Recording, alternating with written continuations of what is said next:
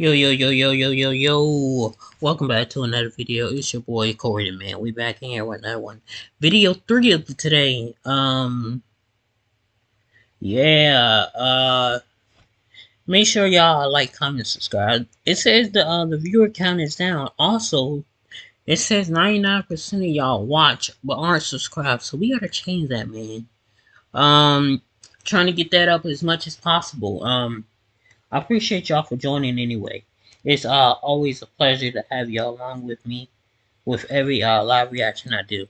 In this one we're gonna be doing 1 minute. Let me log on. Okay, so we're doing wrestletalk news. This time about Jey Uso quitting WWE. Yeah, my boy is all elite, man. So if y'all didn't know, now y'all know. 1 minute, I had to reset my the stream thing. Well, YouTube. There we go. I had to refresh like 3-4 times. Anyways, we into it. Let's get into the video. I think the video is like 12 minutes. Maybe, yep, 12 minutes, 36 seconds. I think he's gonna take some time off, but I'm really not sure. We got that LA Night background. Yeah! You 100% told me the name. I bet you 1,000,000. Let's see what we got. I wonder why that guy always wears a mask. He don't even look Mexican or anything. Welcome to wrestletalk news. Kind of weird. Maybe he's just ugly. I don't know. But before we start, Return of the Side. What is that? Return of the Side. Oh no! Return of the Side. Oh my God! Return of the Side. The primary goal of last night's SmackDown for many was the attempt to explain the unexplainable. That was Jimmy Uso turning on his brother Jey at SummerSlam. And no, Jimmy didn't do it for The Rock. He didn't do it for the people. He did it for the Jey. Yes. Jimmy did what he did out of love, supposedly. Something that Jey reciprocated with a rather justified super kick, pow, right in the kisser, before claiming that not only was he out of the bloodline, but he was also out of WWE. So the question must now obviously go to Payback on September the 2nd, a show that as of now does not have Roman Reigns advertised. Many fans had expected Jimmy and Jey to main event the show, or are they really going to stretch that brother versus brother match to WrestleMania 40 after all? What do you think they are? Owen Hart versus Bret Hart? Gosh. While this is the bloodline, yeah, I heard they were going to do it at WrestleMania.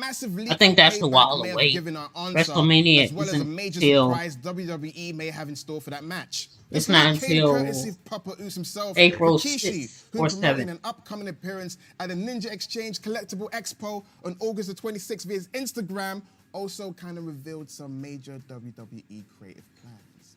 The poster for the appearance read. What's the difference in read and red? Are they spelled the same? They are spelled the same. That's so bizarre.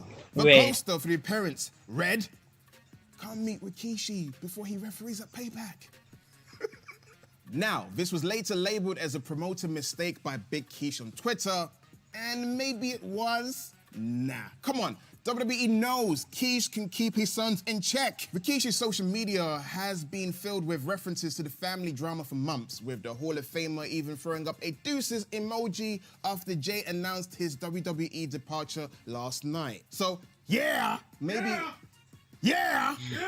So yeah, WWE's big Samoan cat has been let out of the bag. Thanks, Ninja Exchange Collectible Expo, if you're a real thing. While WWE may have a potential creative headache for Payback, they should count themselves lucky that they only have one pay-per-view to book in the next month, unlike AEW. While All Out is still one massive question mark, All In is taking shape nicely. Yes, Omega vs. Ospreay 3 or Omega vs. Punk would have been nice, but spare a thought for Tony Khan, who has yet to make his fair share of changes to All-In creative plans due to injury. And these changes... Roman Reigns' appearance live on the show certainly took me by surprise. A happy surprise, though. Thumbs up, gold star. did. I don't know why The he match wears a itself mask. was Charlotte Flair versus Asuka. Now, don't go in Very thinking that weird. this is going to be a Maybe classic he's on the bald. level of WrestleMania 34 or anything. This was a solid TV match that ended in a double DQ or no contest, as Is this WWE a like say. a When Sami Zayn Damage match? Control hit the ring, Io and Bayley stood tall with Io doing about 3 different flips because she was running on 4 different cans of Monster Energy, but the whole match ended up being a whole lot of nada. Santos wonder, does he Escobar is watch the backstage match? about to be interviewed, but he is attacked by Austin Theory, who slams a case on Escobar's knee. What is it, boy?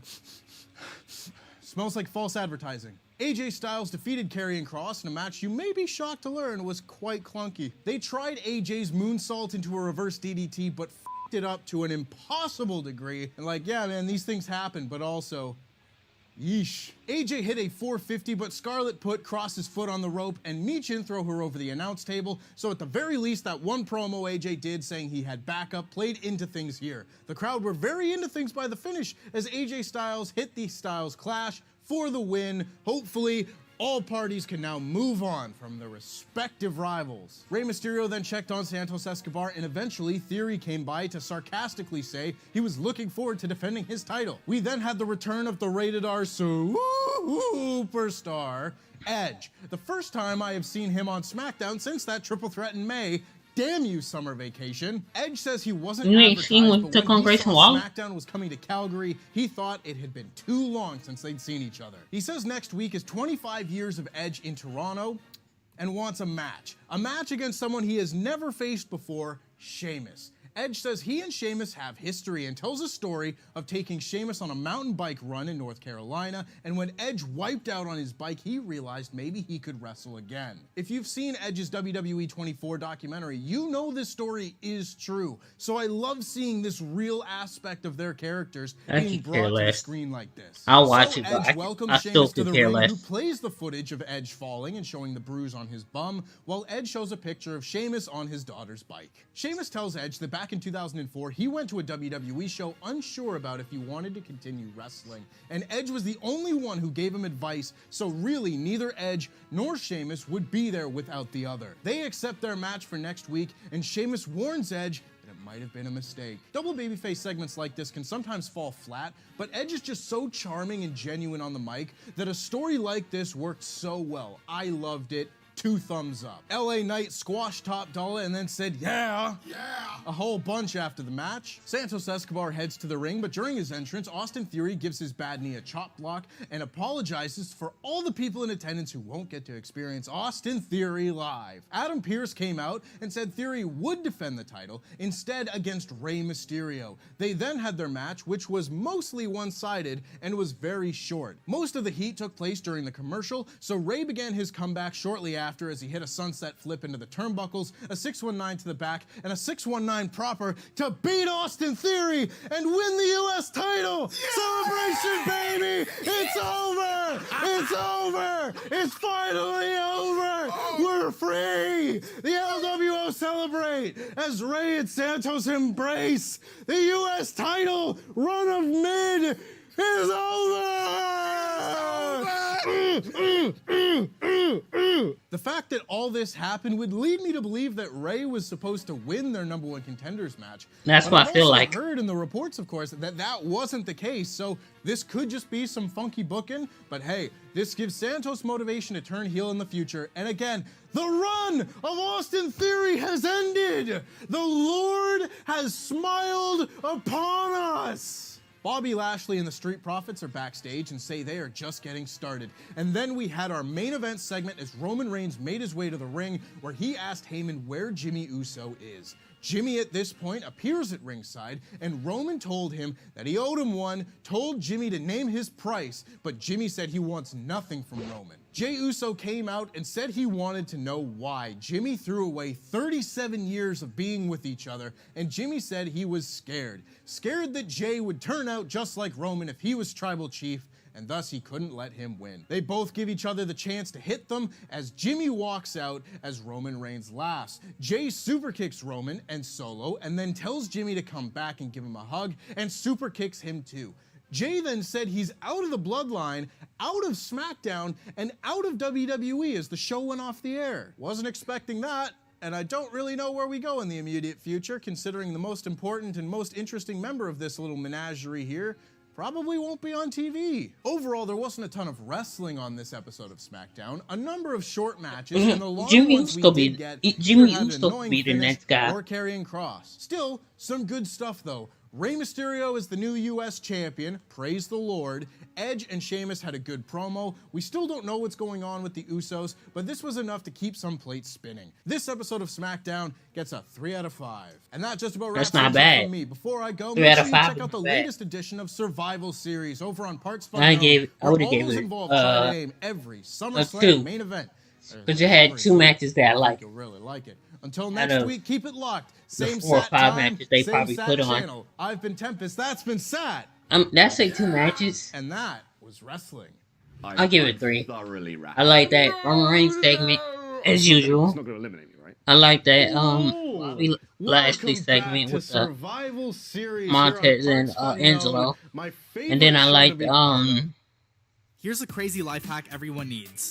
the Let's say Rey you're writing Mysterio an match important email to your where he boss, won the but you don't title. know where to start. Here's I don't what you think Theory should have lost on a random SmackDown. It should have probably happened on the pay-per-view.